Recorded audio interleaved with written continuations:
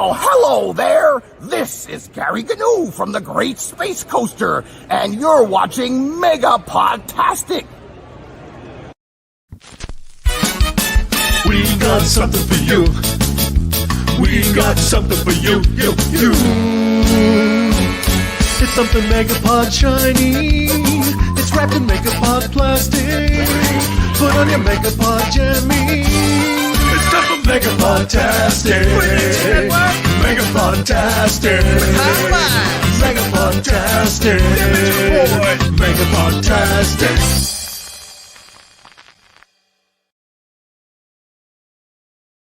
Good morning, Megapodlings. It's Crazy Joe. Glad to have everybody here. We got a guest this week. We got one of my favorite guests. One of the most, this internet world that we hang out in can be such a negative place. It can be such a negative place, but we got a guy here who just has one of the best channels around because he talks about what he loves and what you want to hear. You want to hear about a guy talking about what he loves, not someone just bitching about what they hate all day. If you want a guy to talk about what he loves, then you should be watching Serial at Midnight. Thank you. You know what I hate? You know what really grinds my gears? You know what I want to talk about? No, Kevin Smith?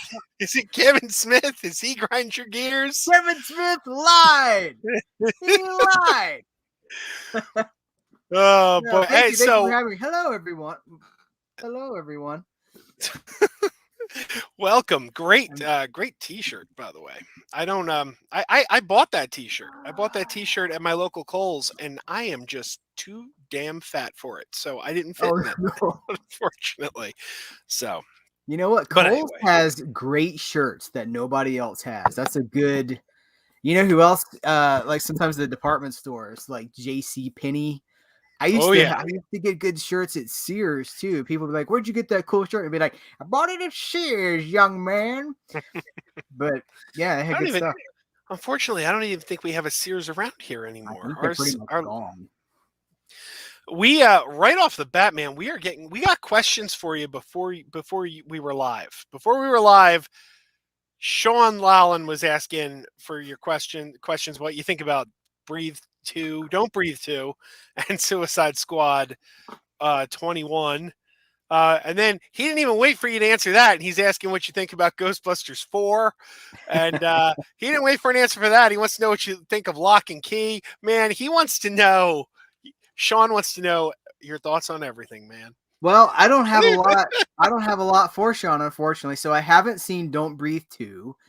I want to, but I haven't seen it yet.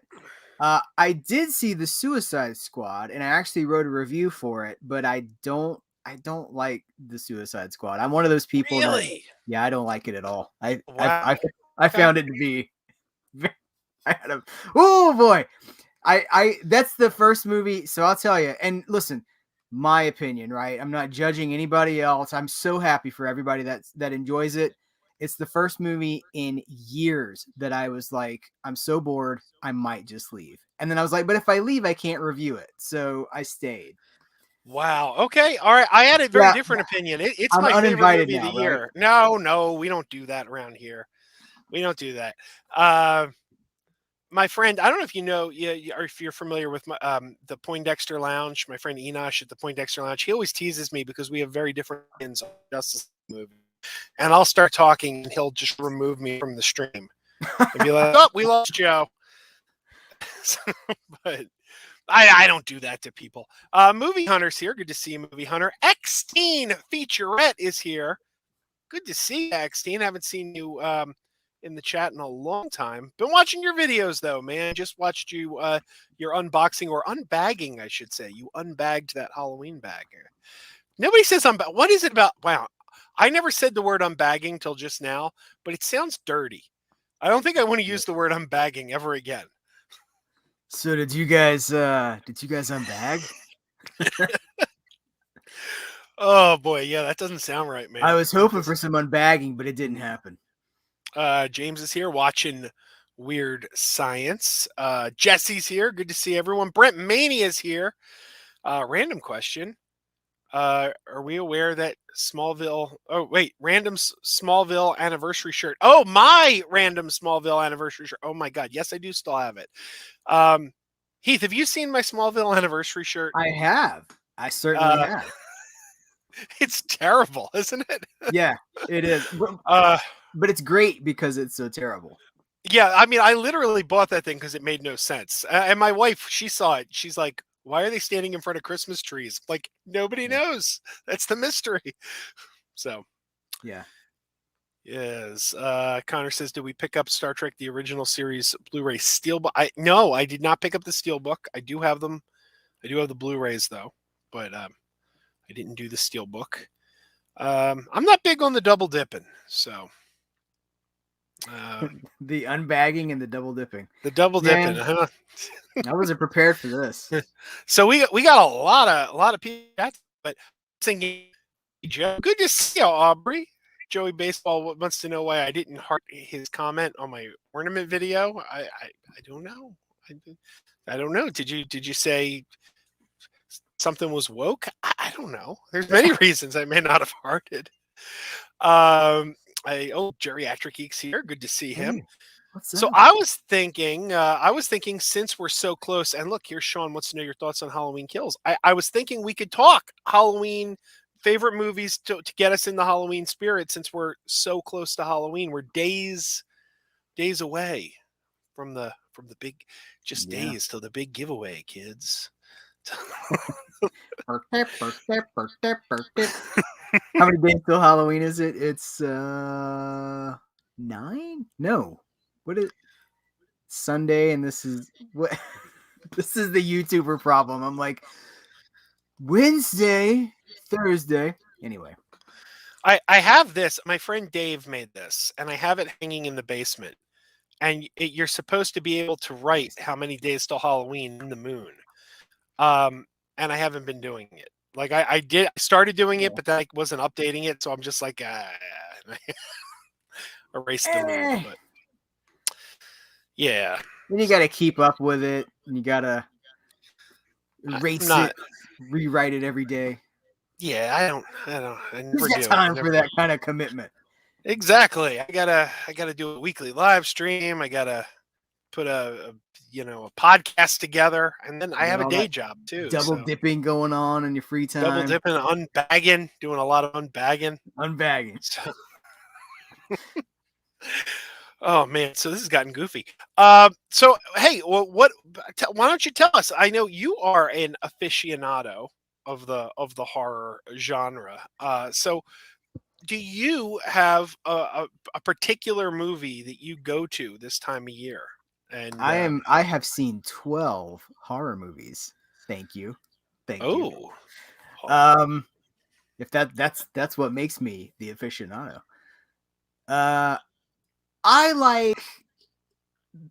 It's interesting, right? Because I do tend to watch Halloween every year on Halloween.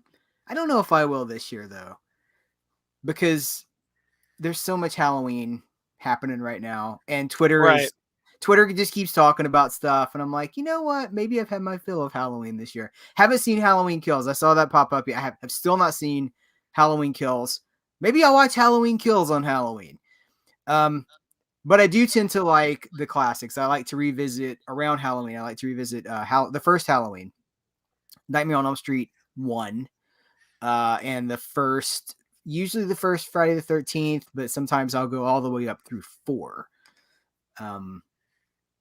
But there's a lot more, right? I mean, we're here for an hour. So right. I have other favorites, but those are the ones that year after year, those are my horror movie comfort movies. I have 2, and here's the thing. I almost feel cheesy naming the 2 that I go to every year because they're so cliched. But the 2 that I watch every year are Halloween 3 and Trick or Treat. Because I feel like of all the movies with Halloween in the title, people, Michael Myers isn't in this. I do think this is the most Halloween-y of them. Sure. In terms of the feel of the season. I think it just captures it more. I've always said Michael Myers, he happened to stalk them on Halloween, but he didn't have to. Could have been Arbor Day, and it really wouldn't have changed the story much. So have you noticed in the last few years, I want to say maybe the last 5 years, the real turnaround on that? Because Halloween 3 used to be the black sheep and everybody was like, oh, it sucks. I hate it. And because I remember specifically, like I think I bought a shirt, like Fright Rags had a Halloween 3 shirt circa 2013, 2014. And people were like, why would you want a shirt with Halloween 3 on it? And then over the last few years, it's really turned around. And it's like, you guys, Halloween 3 is so much better than we remembered. It's so good. And now it's like the one that everybody talks about and celebrates. And it got the 4K and everything. Have you noticed that? Oh, yeah, no, absolutely. And X-Teen, I agree with X-Teen. She says it's the best of the franchise. It's my favorite of the franchise. But yeah, I don't know. Best, I'd probably still have to say John Carpenter's original. If we're talking in terms of, like the quality of the film, that's probably like the best, but 3 is my favorite. But yeah, no, absolutely. And I don't know where it came from really. And it's strange. It kind of came out of nowhere. Like it was like, it happens with everything though. You give anything 5 to 10 years. If people love it, then in 5 to 10 years, guys, we need to talk about such and such. It's not as good as we remember. But if it's an underrated thing, then it becomes, guys, we need to talk about so-and-so. It's so much better than we remember. Whatever the trend is, it gets revisited and like represented as we were wrong about this all along. It's just how it goes. And everything that we're arguing about right now in 10 years, people will be fine with. They'll like it. Yeah. Oh, that's what I keep saying. I was having this conversation with someone recently. Can't remember who. Might have been Cinema Sickness. I don't know. We were talking about how everybody hated the Star Wars prequels. The prequels were just hated and hated. And now everyone's, ragging on the sequels nonstop. And we're like, mark my words, 10, 15 years from now, there's going to be a generation that grew up with those that's going to revere those movies. And people are like, no, that'll never happen. It's like, no, write it down the it. Because it always does. Yeah, always. So. Always. Brent says Ernest Scared Stupid's a favorite of his. That's a good one. Yeah. I'm going to throw an obscure one at you, Heath. A lot of people, I think you'll pick up on some of my obscure ones here because you're quite knowledgeable. There's other people who would be like, what is that? I think you're going to be like, I know exactly what that is. And this is a bootleg because it's out of print and I don't have the mad cash it would cost to get the official release, but The Midnight Hour. Are you familiar with The Midnight Hour starring Shari Belafonte, LeVar Burton, and Dick Van Patten? No. This was a made-for-TV movie that aired on ABC in the 80s, like late 80s. It was LeVar Burton. No, it was probably about 85 because LeVar Burton was in it and it was pre-Star Trek The Next Generation. And it's about like a bunch of college kids or high school kids having a Halloween party, but zombies come back. And Wolfman Jack's in it too. Okay, well, you just sold that movie, sir. It's great. And this was a official release from Anchor Bay back in the late 90s, and it's now out of print. So I got a dub of someone's Anchor Bay copy here. Yeah, I'm gonna have to check that out because that does sound very cool, and I love TV movies. I'm gonna have to consult. There's a book. Are You in the House Alone? The TV movie compendium, and it has like dozens, probably hundreds of TV movies written up in it. I'm gonna have to see if that's in there because if you haven't seen something, you have no point of reference for it. You kind of just gloss over when you're reading about it, and you're like, maybe that's in there. I don't know. It was probably 1985 or 1986, but I think it's nice. I think it's pretty entertaining. Free on YouTube. Oh, there you go. 16, yeah. Yeah, I'll have to check that out. I'm gonna have to. Yeah, see, X-Teen saying it's the DVD is so expensive. Absolutely, that is why I have a bootleg because I wasn't gonna pay for that. But Jesse says Tom Atkins made Halloween 3 for me. He was awesome. You get the feeling sometimes that in 5 years, maybe 10 years, everything will be on YouTube at some point. I think so. Last year, I paid to rent a documentary online, and it was like $10 to rent the thing. It was like some little indie film. This year, it's free on YouTube. And have you heard of a documentary that called Halloween in a Box? I don't think so. It's about a year old. It was a documentary about Halloween costumes, like Ben Cooper style Halloween costumes. Yes. And I thought, oh man, I want to watch that. But it was some little indie production company. They stuck it up on the internet. I don't think it played any theaters. I don't think it had any kind of physical release. So it was like you had to go to like Amazon and drop like $9.99 to rent the thing. Yeah.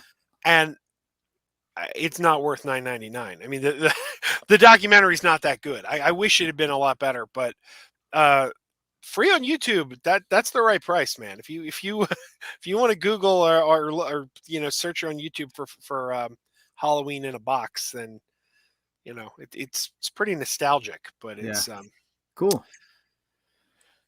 Movie Hunter says, I agree and like those prequels because I went to the movies looking for what they will be and not what I wanted them to be.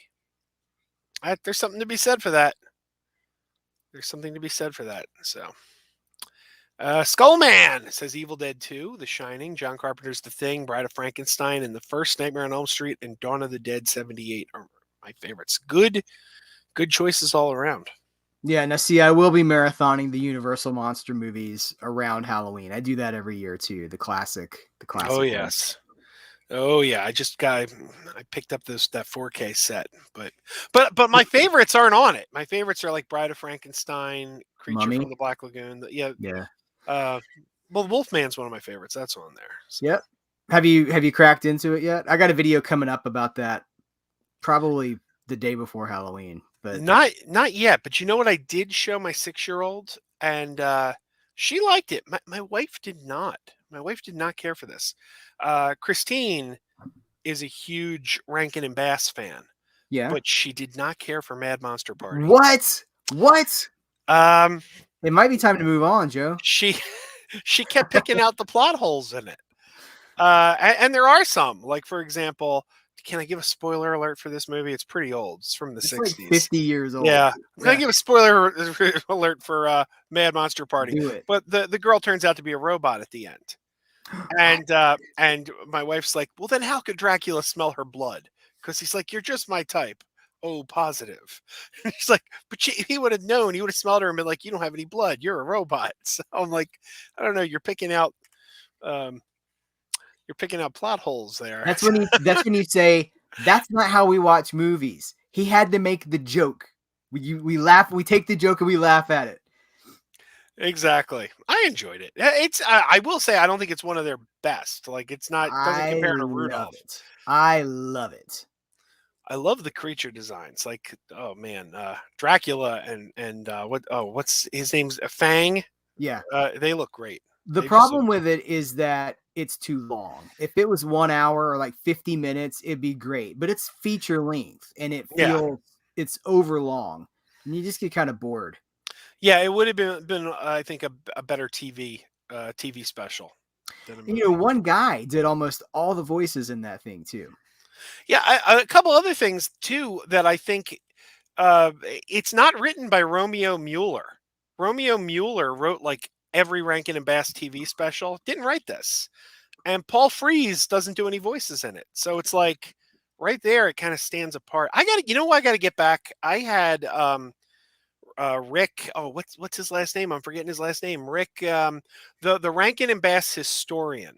He wrote the book on Rankin and Bass.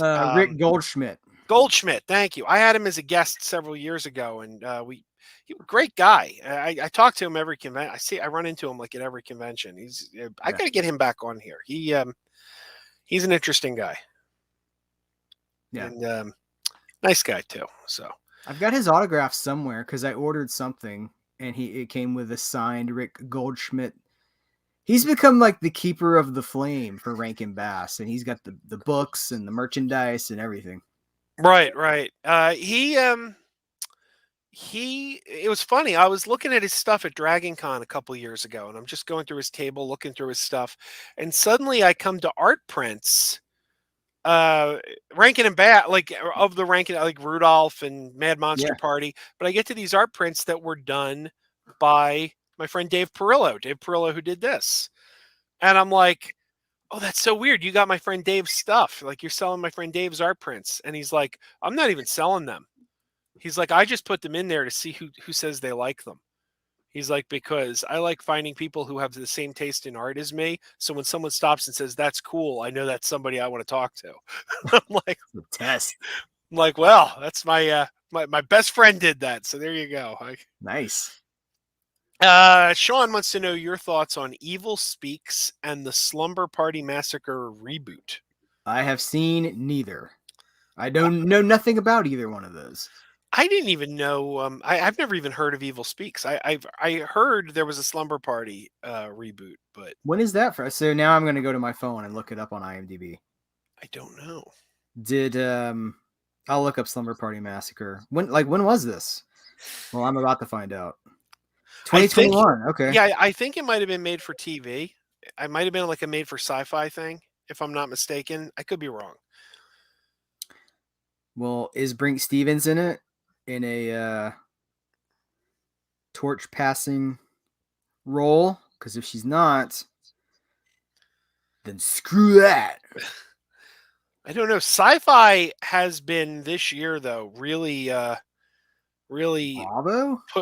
pushing hard into like classic like horror titles, because they got the Chucky series and they've got the Day of the Dead TV series that has absolutely nothing to do with Day of the Dead. Yeah. Which is actually pretty entertaining, I think. I don't see an Evil Speaks remake, but maybe I'm just missing it, or maybe. Oh, maybe he's asking not about a remake. Maybe he's asking just about Evil Speaks and the Slumber Party Massacre reboot. I don't know if I remember much. It's got Clint Howard in it. Right? Was that the same? No, is Evil Speak. Is that what we're talking about? What are we talking about? Evil Speak. We need more information. We need more information. Give us more, Sean. Are we talking about Evil Speak, the 1981 movie, or are we talking about something else? Because we could be. We'll know soon. I know one of my viewers for a while there was every week asking if I'd seen The Boogans. And it was so strange because I think The Boogans is one of those movies I forgot existed. It's like one of those titles I remember from my childhood, but I never hear anyone talk about it. I never see it being shown on TV. I never see it in the theater like, come on out, we got The Boogans. So it's like, I didn't even remember that movie existed until you just brought back this dusty old memory. Yeah. There's so many of them, right? And like we probably saw them 25, 30 years ago, maybe more. And I don't remember. I don't remember what. Do you know what one disappointed me? In 1988, I was in grade school and my friends went out to see Leviathan. And I didn't go. Peter Weller, under sea movie, came out the same year as Deep Star 6, and it was very similar to Deep Star 6. But I didn't go with them, and they came back and just kept talking about how scary Leviathan was. It was so scary. It was so scary. Well, this was 1988. We were in like the 7th grade. Yeah, and I grew up, never watched Leviathan. But every time I would see it in the listings or something, I'd be like, oh, that movie, I heard that's really scary. Except I heard this in the 7th grade. And it got to the point where several years ago, in my late 30s, I finally watched Leviathan. And I was very disappointed. And then I'm like, why am I disappointed? Why am I disappointed? Because a movie wasn't as scary as some 7th graders told me it was. Like, what was I expecting? They were in the 7th grade. If I watched it in 1988, I probably would have been, terrified. But I always thought that was funny. That is funny.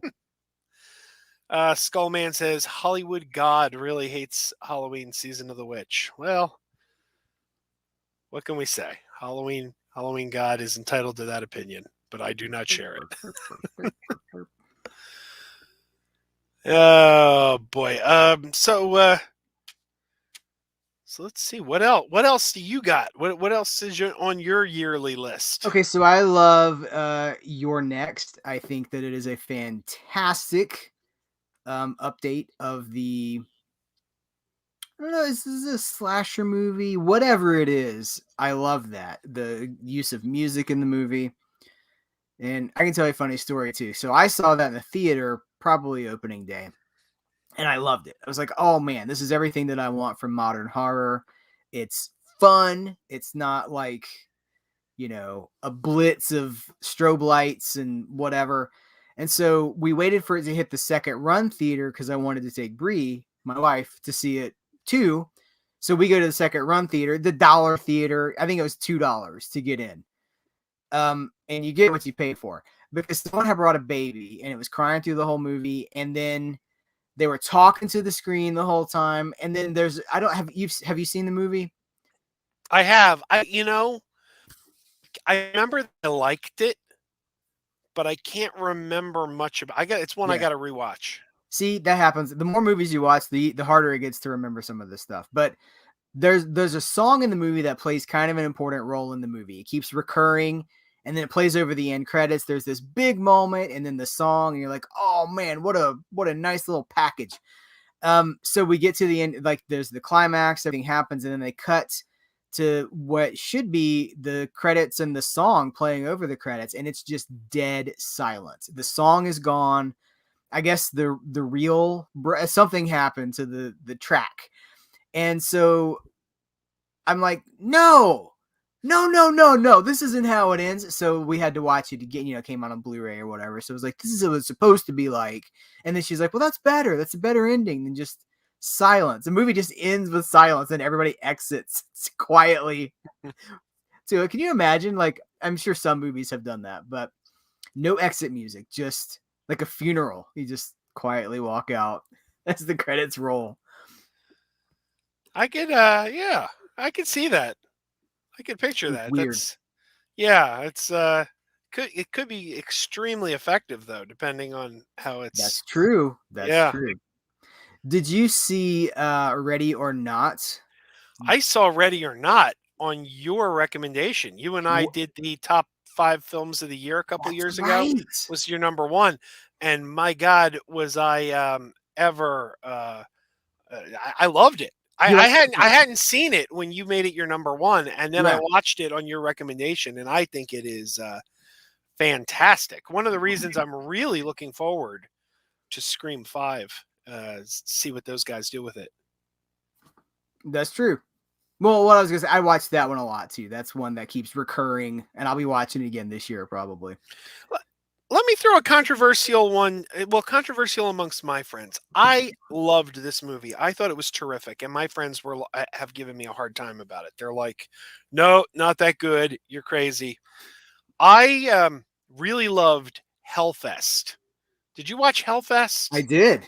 I know this movie, and I don't want to, because in case people here have not seen it, I don't want to spoil it. But the ending of this movie, the final scene of this movie, I think does something incredibly creepy that really makes the movie for me. It's one of those things where I'm like, when we get to this, basically the end shot before the credits, I'm like, that just creeped me out. Now hold on, maybe I didn't. What happens in this movie? I'm looking it up. It's like a haunted attraction. And these kids go through the haunted attraction, and they're being stalked by one guy. Wasn't it a was it a comedy? Was it a dark comedy? Not really. I mean, we're thinking of something else. Well, there's another fest something. It was in a horror pack. Maybe I haven't seen Hellfest. It sounds familiar, but I think I'm confusing it with something else. I recommend it. I really liked the ending of this. Like the ending just it was one of those endings where it was like I just couldn't get it out of my head. And people were like some of my friends like Rick from Down to Movie were like, "No, you're nuts. It's terrible." Your friends are real ball busters, man. Yeah, they kind of are. They kind of are. Well, we've on the podcast, we've dubbed you know Rick, right? Down to Movie Rick. Yeah. We jokingly we love Rick. We love Rick, but we've definitely King of Dog Shit Mountain because of his taste in movies. So it's out. It's with love, though. It's with love. So okay, I think the movie I'm thinking of is Bloodfest, but I'm gonna look that up and see if that's the one I'm thinking about. Aubrey says, "Here's the ultimate Halloween question: Is The Nightmare Before Christmas a Halloween film or a Christmas classic?" Yeah. I am going to say it's pretty much whatever you want it to be. That's right. That's the correct answer. Whatever you want. But for me personally, it's more of a Christmas movie because Christmas is the drive of the movie. I mean, it starts off, it's Halloween. He's bored of Halloween. And the entirety of the movie is him trying to do Christmas, him trying to build Christmas. So Christmas is what kind of thrusts the plot forward. And it's really only at the beginning and at the end, we kind of go back to Halloween Town. So in my personal view, I watch it at Christmas time, but you're not wrong, whatever you do. So I think it's both. I think that you could argue both ways because the Halloween setting, they're leaving Halloween.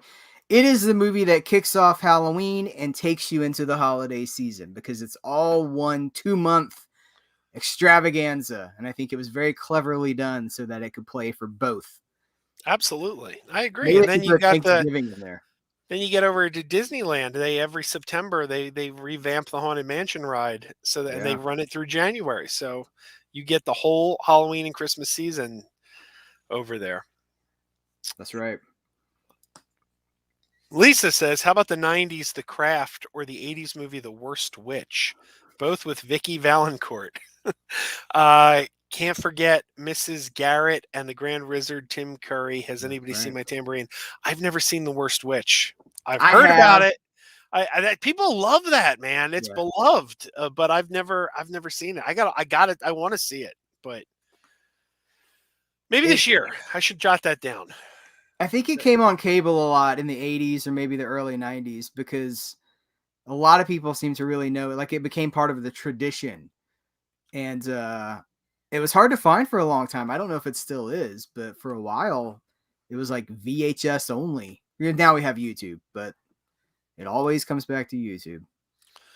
And I liked The Craft. I don't think I've watched The Craft since the 90s. Yeah. But I mean, I enjoyed it when I saw it. I remember when I saw The Craft, we had a friend, she was a Scottish au pair. And she had like a thick Scottish accent. And my friend Mike liked to tease her. And we went and saw The Craft with her. And he kept sitting next to her and whispering to her, "Do you need me to translate what they're saying?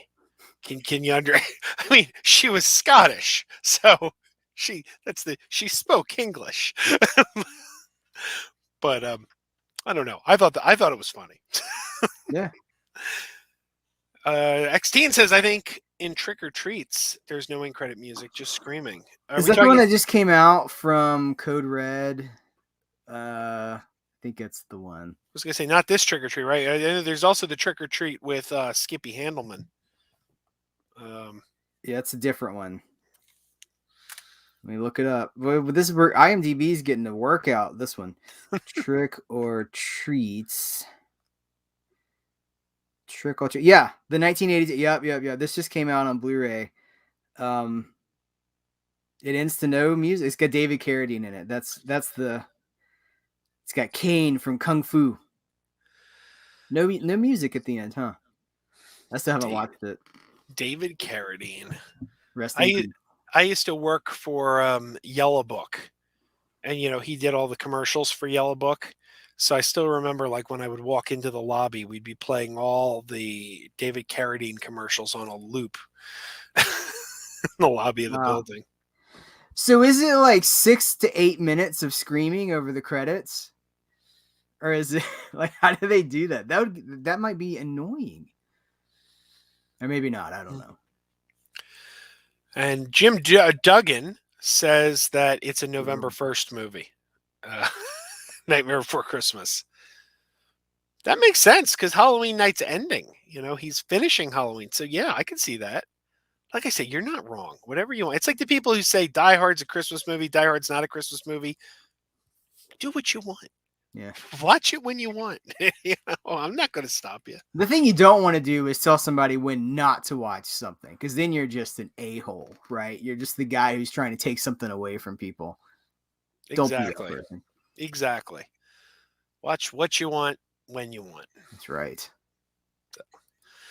James says, poll time. Everyone, which label is better, Scream Factory or Arrow?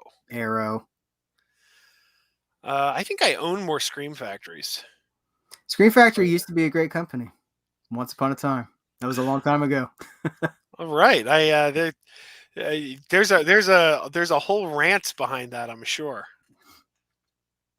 They I don't know. I think they overextended themselves. I don't want to get myself into trouble because I should be careful what I say, but I don't know, their practices, their sales, their re-release model of I don't know. I mean, I remember, again, 2013, 2014, that company was just the pinnacle of what was cool. Well, I know but they're still releasing the same movies from 10 years ago. I heard somebody saying well, the rate that they're putting movies out, they're not leaving themselves anything left. Like there's going to be nothing left. And I think that's kind of where they are, because I mean, I don't know. This is tough for me because I want to be careful. No, I get it. Don't get yourself in trouble. The speculation, right? I wonder if they have over licensed themselves. Like comics, like maybe an IDW or what was the company that used to have G.I. Joe back? Devil's Due. Remember Devil's Due? Yeah. And they burned really bright and it was awesome, but you have to pay for all those licenses. And I wonder. I got a shelf full of Scream Factory titles too, and I still pick up stuff from them, but I don't know. I don't know. Oh no. Yeah, I'm going to say Mill Creek. Mill Creek. I just wrapped up my video for the Randolph Scott collection. Have you got that? Not yet. Came today. That might be coming tomorrow then. I'm getting something from UPS tomorrow, so might be that. Yeah, you're usually a day ahead of me. I've noticed that. Like I'll Really? see. Yeah, it's like because you'll post on Instagram and I'll be like, oh, I must be getting it tomorrow. And it's weird. It's like you're always the day ahead of me. It's like I guess just where you're located, where I'm located, and where Mill Creek's located. Yeah. But Sean wants to know if you think Halloween 3 would have been better with Michael Myers in it. It would have been a completely different movie. Yeah, we don't need. I mean, that's what makes it so interesting and so unique. And I wish that there were more Halloween movies that didn't have Michael Myers in them, because that was John Carpenter's original idea with that, is that Halloween as a series would not focus just on Michael. That was one of the stories from Halloween, but that they could explore other stories as well, other things that happened around Halloween. And Halloween 3 didn't do so good. But we look back on it now, and I think that's the thing that makes it really interesting. And think about the possibilities. Think of what horror anthology stories could be told. So no, I like the absence of Michael Myers from that one. I know a lot of people really, really, really love Halloween 4. I'm kind of ambivalent on Halloween 4. I don't really have any great love for it or hatred, but I do wish that they had plowed through and made the Halloween 4 John Carpenter wanted to make, which I understand was going to be a ghost story. Because I think if they had done a Halloween 4 in that style, the public would have gotten it. Like, I think if they got 2 movies in a row, like they would have been, it would have clicked and people would have been like, oh, I see what's going on here. Yeah. But unfortunately, and X-Teen says, yes, it's just repetitive screaming. I've got that. I got the Blu-ray. I got to check it out. Maybe that'll be a Halloween pick this year. I'll pop that on. Weekend. Connor's asked this a couple times. I'm sorry, I haven't gotten to it, Connor. We've been mainly been talking Halloween stuff, but Connor wants to know my thoughts on Dune, new and the original. Did you watch Dune, Heath? Not yet. I didn't care for it. And I seem to be the extreme minority on that. I keep seeing everybody praising Dune. I thought it was incredibly boring. My wife said, "Oh yeah, but they're leading up like all the actions like." And when I say action, I don't mean like action. Like I mean like the bulk of the plot. Yeah. She said, "Well, that's all going to happen in part 2." And I kept saying, "Yeah, but they haven't made me want to see a part 2." Yeah. Like they haven't got my interest. I'm not invested for a part 2 right now. And number 2, they didn't know they were going to get a part 2. That was up in the air. So they could have, it's like, here's this big long slog leading up to a story you're never going to see. So I don't know. I'm in the minority. If you loved it, hats off to you. I'm glad you enjoyed it, but I did not. So, yeah, I didn't care for the original either. I didn't see that one either. I've just not been very interested in the Dune universe, to be honest with you. I did find out, though. Well, I watched the movie, but Jason Momoa's character is named Duncan in Dune. His name's Duncan, and there's a lot of sand in there. So I kept saying, "Ooh." So they could have a scene where he gets caught like in a sandstorm and becomes Sandy Duncan.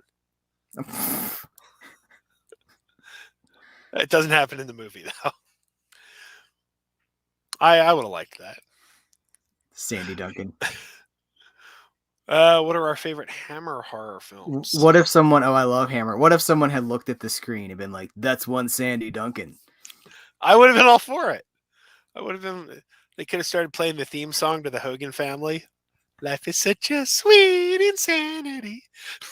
Do you remember that MTV Movie Awards, I think it was, and there's Ben Stiller as Tom Cruise for Mission Impossible 2, and he's like the stunt double. He's Tom Cruise's stunt double, and so they're talking. It's a spoof, right? And he's like, so I was thinking, he's talking to Tom Cruise. He's like, so I was thinking, you could turn to the camera and you could say, looks like this mission just got a little more impossible. And I was like, that's what they should do. They should have the Sandy Duncan joke just straight into the camera, right down the barrel. I would have enjoyed it. Yeah, I would have been the only one. But Hammer horror. What do you think, Joe? Hammer. I'm gonna say the first Frankenstein. Was it Curse of Frankenstein? Yep. Yeah, it's gonna be my pick. Are we only picking one? I'd go for more films with an S. This is true. I love Horror of Dracula. Christopher Lee, Peter Cushing. I like the Frankenstein one, but I like the Dracula one more because I don't know why. But I also love Captain Kronos, Vampire Hunter. Unconventional pick. I like the Gorgon. I know that not people don't tend to like the Gorgon, but I do. I like it because I like maybe it's the Clash of the Titans fan in me. I like a good Gorgon. What are some of the other Hammer movies? I'm trying to. They did the Mummy, The Curse of the Werewolf, Oliver yeah. Reed.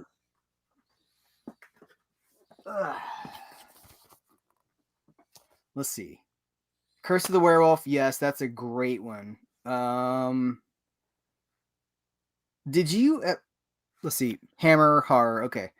Was like, wait, are we doing? Because they do like thrillers too. Like, did you watch the set? Do you have the set? I've watched a few of them. I haven't seen the whole set yet, but there's some really. On Demand?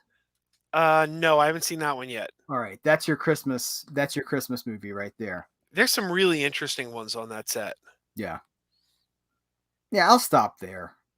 I'll give you an unconventional one. Okay. Because there's guaranteed there's a lot of people who don't even realize this is Hammer.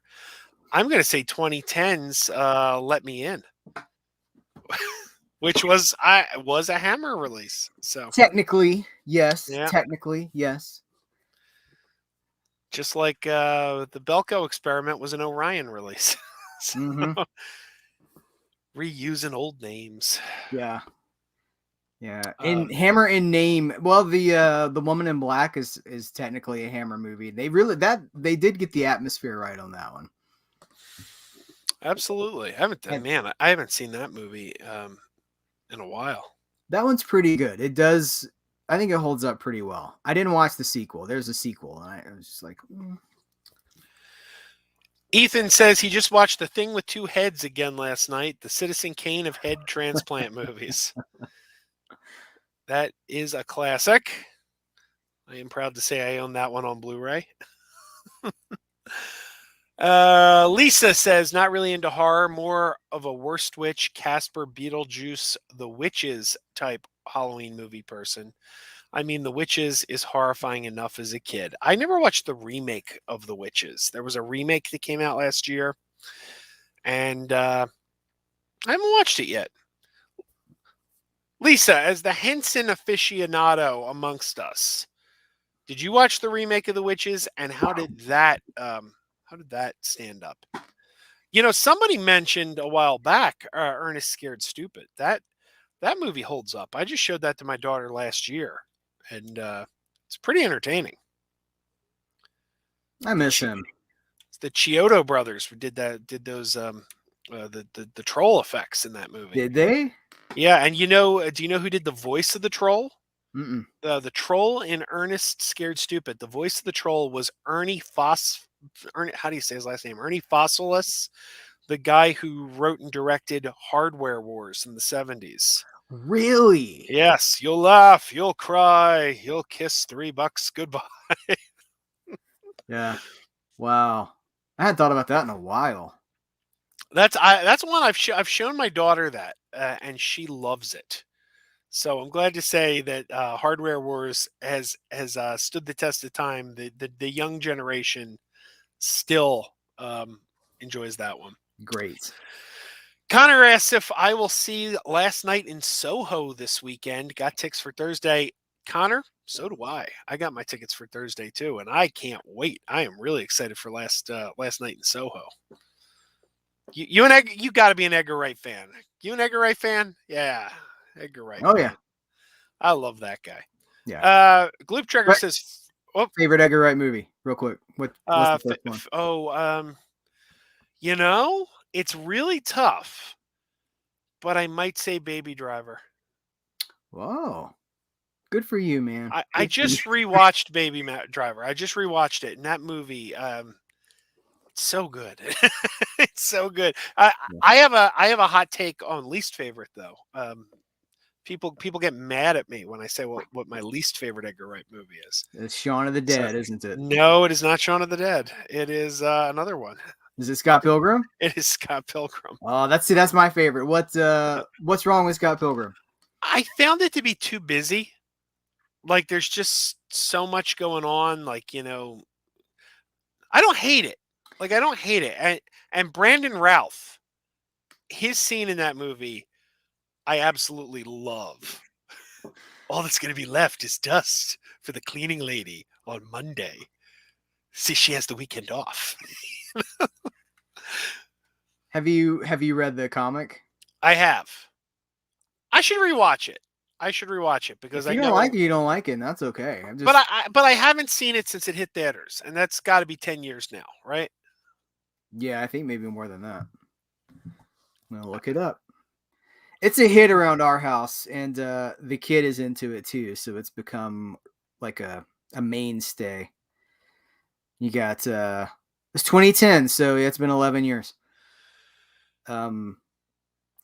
As Chris Evans says, is the first click you hear is going to be me hanging up. The second click will be me pulling the trigger.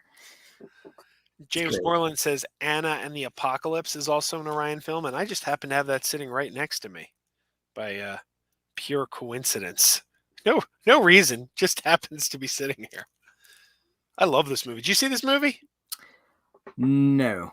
Oh, I think I have that movie, but I haven't seen it. Story of my life is I have it, but I haven't seen it. Oh, no, I get that. Believe me, I get that. I think it was in a horror pack, maybe. This one, I picked this one up at a Dollar Tree, and I have it on Blu-ray. Like, Really? I own the Blu-ray, but I picked this up because I figured it's a Christmas movie. And I figured maybe around Christmas time, I'll I'll just start giving them away. I think I bought like 2 or 3 of them, and I'm like, oh, I'll just start giving away Anna and the Apocalypses at Christmas time. It's a good idea because everyone should have it because it's a bloody good time, and it's an absolute blast at the movies. So, sidebar: did you watch Love and Monsters? yes, I did. Did you like it? I did. Did you? I did. I was surprised at how much I liked that movie. Mm-hmm. Like, and then nobody really talked about it. It kind of yeah fell off the radar. Yeah, and I think I heard they're going to do a sequel, which I don't know. It doesn't. Well, it doesn't need one. I could say yeah, but I always say I don't know. I always say you don't really need a lot of sequels. Doesn't mean it won't be good, but I don't know. Do you find okay? This is a whole other video, but do you find yourself now? We're talking about like Halloween 3 and stuff like that. But when we get into these, I'm going to say unnecessary sequels that do not really have a running drive theme purpose. Back to the Future 1 has a full blast 88 miles per hour drive through the whole movie. Right. 2 feels more contrived. 3, it's like, well, we could go to the West. They have, we love them, but they have less of a momentum. Do you go back to sequels like that as much as you go back to the first movies? Back to the Future, absolutely. In fact, Back to the Future 3 is my favorite of the 3. So yeah, it depends. It really depends. Gremlins, I like Gremlins 2 more than I like Gremlins 1, but I watch Gremlins 1 more often because I watch it every Christmas. Yeah. It's like I haven't a reason to like. It's weird. It's like well, it's Christmas, so I'm going to watch Gremlins. Whereas there's never a well, it's a random day in July, so I'm going to watch Gremlins 2. Yeah. I don't know. It really depends. It's complete. I guess it's just. I don't know. How about you? No, I used to, but like these days I find myself in my rewatching habits. Maybe it's because I have less time than I've ever had in my entire life right now. But I'm probably never going to watch any of the other Die Hard movies past part 1 ever again. Probably. Back to the Future 1 is the one I always put in, even though I have the trilogy and like I said, I like them. But no, I just find as I'm getting older, my desire to revisit sequels that don't have Lord of the Rings is a different story, right? Because it's a complete story. But when there was one movie and it was a big hit, and they're like, we should keep this going, I tend to revisit those less. There are exceptions, but just being honest. No, I hear you. I don't have time to rewatch as many movies as I would like because it's hard to keep up with new movies and watch old movies and work. Yeah. And also, I can't watch most of the things I want to see until everybody's in bed because my wife doesn't want to see the movies I want to see. And the kids can't watch most of the movies I want to see. They're not appropriate. So it's like, if it's not something super family friendly, I got to wait till everybody's asleep. Yeah. No. Gloop Trekker says, used to rent Hardware Wars on VHS. It also included Bambi Meets Godzilla. Gloop Trekker, I used to rent that same videotape. It also had closet cases of the nerd kind on it. Gloop Trekker, what was your local video store? I know you live near me. I'm just wondering if you and I went to the same video store. Maybe we were taking home the same copy of that video. Gary says, the ultimate question for Heath, what is your least favorite Friday the 13th sequel? Halloween movie, Rob Zombie doesn't count. Nightmare on Elm Street, including the reboot, and Texas Chainsaw. This question looks familiar. Gary, did you hit me with this question last week? Okay, Friday the 13th sequel.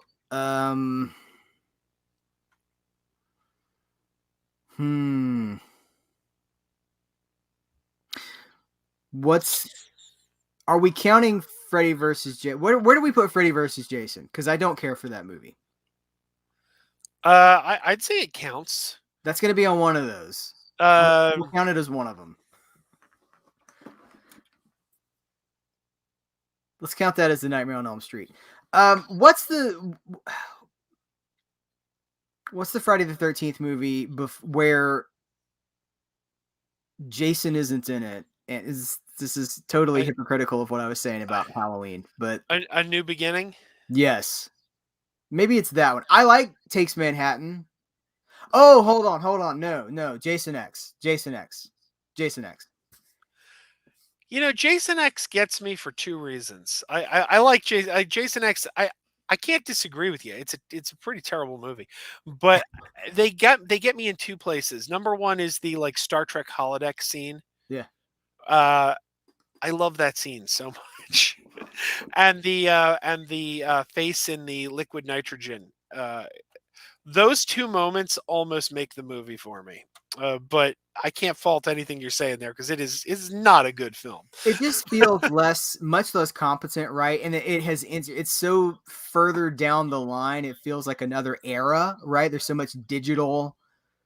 Like, there's a lot of bad CGI in there, isn't there? Yeah, I gotta wonder how much of that has. I'd love to know how the rights to Friday the 13th fell when New Line got their hands on them. Because obviously none of those movies were called Friday the 13th. They called them Jason Goes to Hell, Jason X. Mm-hmm. And they did some really weird things, like Jason Goes to Hell with the body swapping and everything. And then let's put him in space for the next one. I got to wonder if there was some stipulation where they couldn't use certain elements of the franchise. And therefore they had to kind of reinvent it. And let me be very, very clear here. It's total bullshit. But there are some online who have made the claim that the new Star Trek TV shows are hit with a stipulation that they have to be 25% different than any of the Star Trek that came before. This is not true, but some forces online make that claim. But I wonder if something like that actually was in effect for the Jason films, and that's why they couldn't use the Friday the 13th title. It could be. I don't know though. I'd love to. Those movies have been in legal. They've been legally complicated for a long time, so it's possible. It's not getting any easy with that court case they just had. So yeah. Halloween movie. I'm going to go with Halloween Resurrection, which I used to like a lot, but it doesn't age well, and it doesn't mean I don't like it. I will, if it was on right now, I would go watch it. But I have to answer something. That's the one. Texas Chainsaw.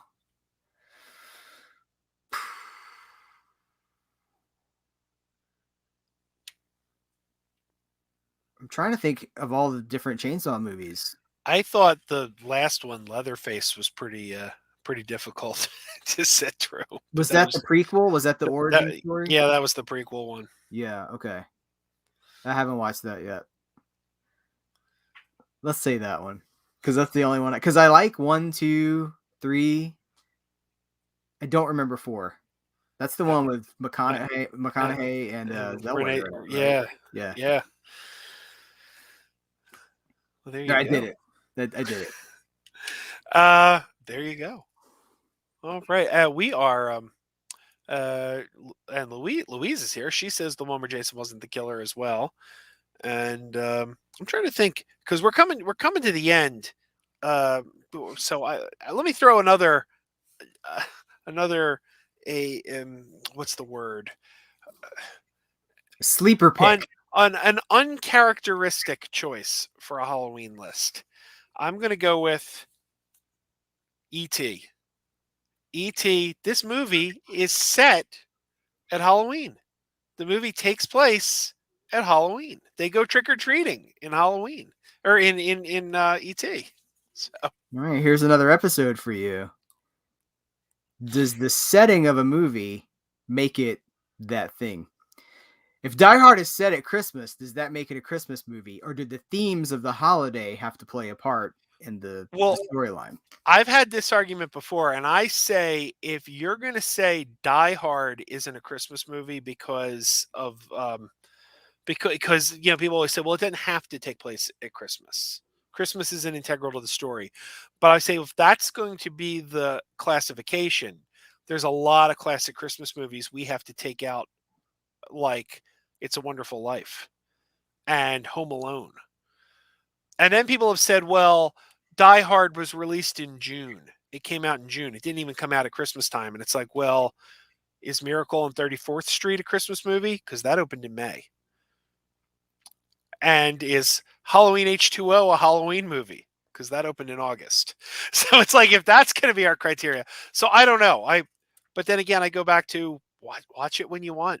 If it makes you happy, I watch it at Christmas time. It's very Christmassy. It ends with "Let it snow, let it snow, let it snow." You know, it's. But if you don't want to watch it at Christmas, who cares? Watch it when you want. There you go. So, we do need to wrap things up.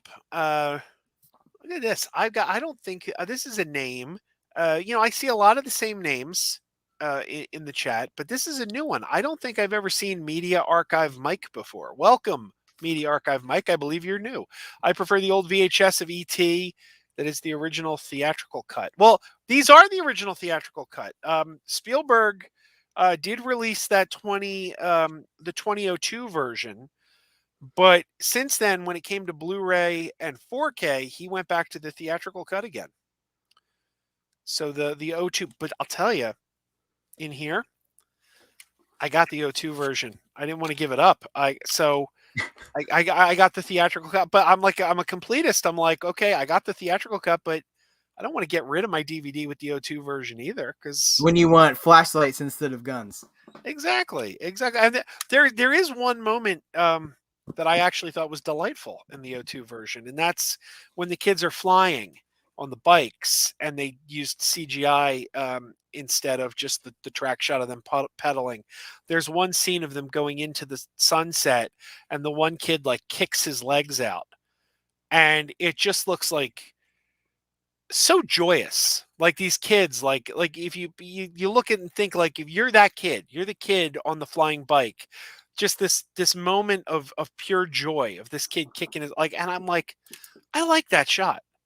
I mean, I'm not going to say go to the 02 version over the 82 version ever, but damn, I do like that shot.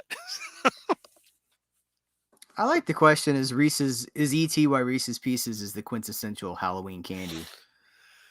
I didn't know it was the to me, the quintessential Halloween candy is candy corn, because you pretty much only get it at Halloween. They don't sell it the rest of the year. That's true. Now they do. Now they make it like red and green and call it reindeer corn at Christmas time. And I don't know, like, it's like the Peeps. You know, you get Peep Christmas trees, Peep skeletons, but used to just be chicks at Easter. That's true. But see, Reese's Pieces are all the colors of autumn. It's orange and yellow and brown, and I wonder if they've just leaned into that. That's true. Good observation. And since it's been brought up, this is weird. I there was a conversation going on Facebook the other day, and we were talking about old comic book ads. Oh, I'm not going to be able to find it now. There was an old comic book ad that that I thought was. Is it the Reese's Pieces with the alien? Yeah. You know what you're talking about. Yeah, I have it saved on my desktop because we were talking about these the other day, like on a Facebook group. So I was like, oh, and nobody brought that one up. So I got a screenshot of it to share it. And here it is. Yep. There he is. I liked that guy. Like, he looked like Cousin Willie. They used to say on the commercials, he looks like your Cousin Willie. I remember, yeah. And then here's the commercial. Yeah, Cousin Willie. Had to be, let's see, 1985. So, yeah, for sure, they're just leaning into the E.T. connection. And it actually was. They created this alien because they were so heavily featured in the movie E.T., but they did not have the rights to use E.T. in their ads. They wanted some of that cash. Exactly. This is true. Globe Checker says Gremlins was a summer movie. Yeah. Interesting. Okay. And Aubrey hated the remastered ET. I get that. I'm not gonna. I prefer the original too. Let me make that very clear. Gloop Trekker says Cousin Willie. Exactly. Looks like your Cousin Willie. Oh boy, that and the old lady getting bonked out by her bonkers fruit candy. Yes. That was supposed to bring that back. There was a guy. There's a guy who buys old properties, like old brands, and tries to bring them back. He bought Hydrox and Astro Pops. And he said he was going to bring back Bonkers, but then he never did. It's the same guy who bought the name KB Toys and promised he was going to bring back KB Toys as pop-ups. Okay. This guy, he's full of empty promises, man. He promises like stuff, and like our generation goes like, "Oh yeah, KB's coming back," and then he never delivers. Harder than it sounds is what I'm taking away from it. You can't just buy Hydrox. I would say this: trying to bring back Hydrox in an Oreo world. Bold task right there. That's ambitious. But apparently Hydrox, now I did not know this. Apparently Hydrox had a market cornered because they were kosher. And apparently Oreos weren't kosher and Hydrox were. So if you ate kosher, you could have Hydrox. And you familiar with Carvel ice cream? Carvel ice cream has the little chocolate crunchies. They were made of Hydrox because the owner of Carvel was a Jewish man, so he wanted the crunchies to be kosher. So he used Hydrox. I don't know what he used when Hydrox went off the market because they were still making the stuff, obviously. I don't know. All right, guys. Go ahead. No. Go ahead. Somebody asked about, I think it was Arthur asked about Eastsiders concerts, asked about Kino Lorber. How many Kino Lorber titles do I have? And I don't know, but it's upwards of 300. Yeah, it's funny. I was watching one of your videos the other day, and the Kino Lorber section, it stands out. It stands out because their spines are so similar. So it's like I can't read the titles, but I know exactly. I know I'm looking at the Kino Lorber section. There they are. Yeah. I was looking for that comment to highlight it, but I don't. Oh, wait, here we go. There we go.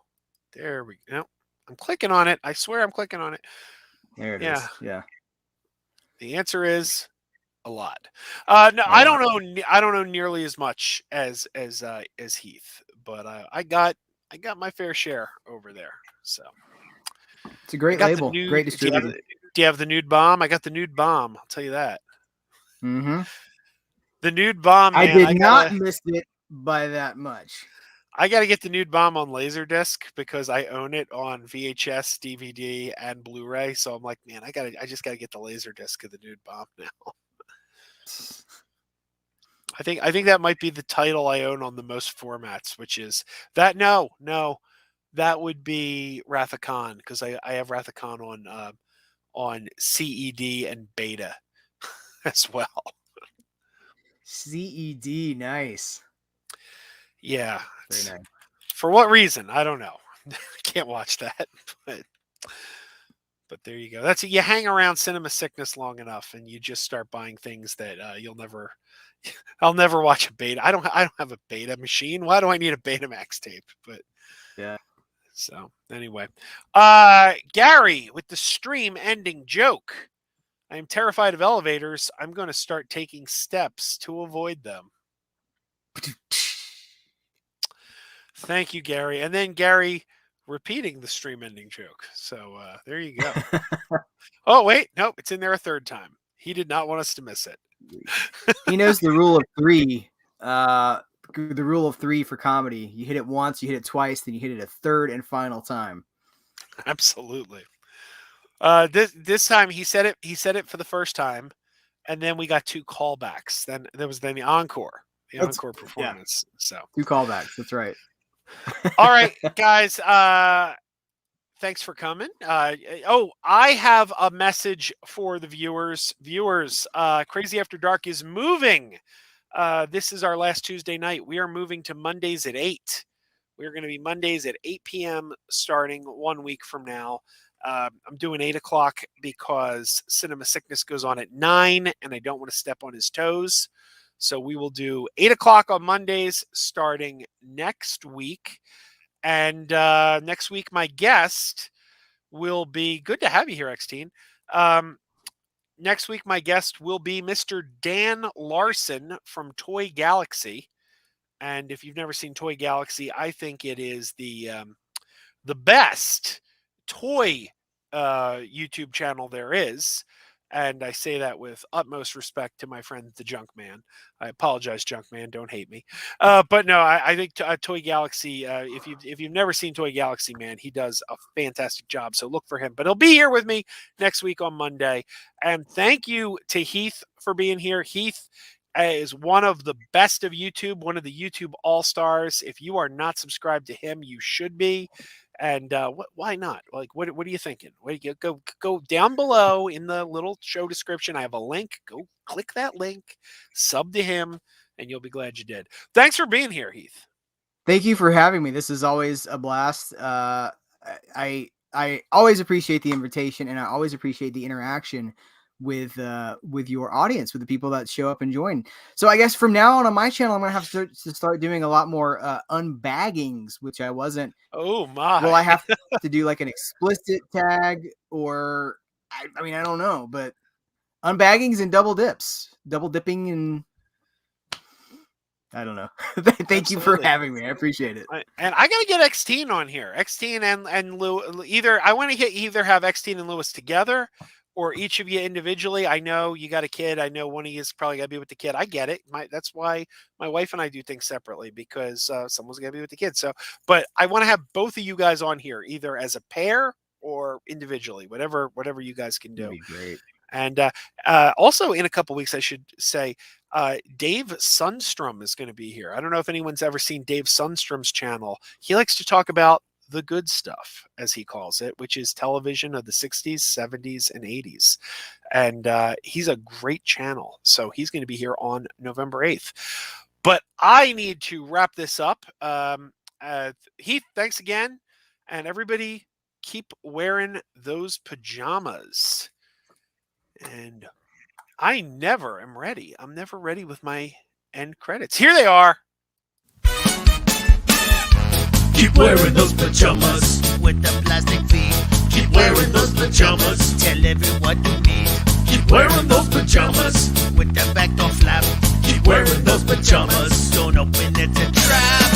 Oh no, It's a trap. Some people call them PJs, some people call them jammies. They can come embroidered with big money and no whammies. They can have 100 tiny commander adamas, but no matter how they look, just keep on wearing those pajamas. keep on wearing those pajamas. Keep wearing those pajamas. And now we're having fun. Keep wearing those pajamas. And now the song is done.